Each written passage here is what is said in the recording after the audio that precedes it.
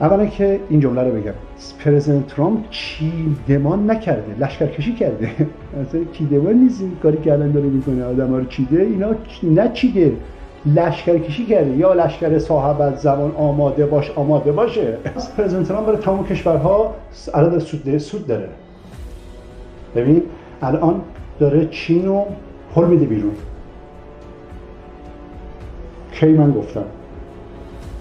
کی گفتم که باید هند جابجا بشه با چین در آمریکا. داره این کارو باید میکنن. کی؟ الان پرزیدنت ترامپ کابینه چیده که چین رو بندازه بیرون.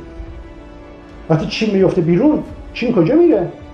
پس داره پوش بشه چین به سمت روسیه، به سمت ایران و یعنی به سمت یک حرکت آخرالزمانی پشت که بعضی از افراد در خارج کشور در گروه‌های سیاسی میگفتن که تیم ترامپ بیشترشون یهودی هستند، برای اینکه آخر زمانیه.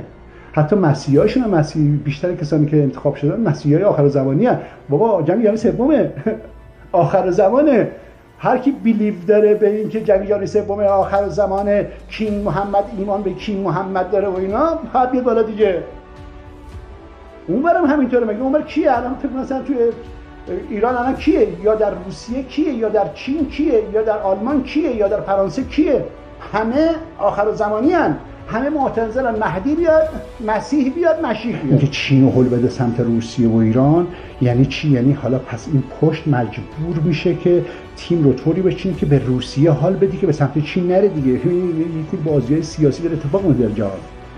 یکی کنش واکنش‌هایی است، یک حرکتایی داره انجام میشه که نتیجهش یک مثلث تولید میکنه به نام مثلث آمریکا، ریسارد، روسیه تولید میشه.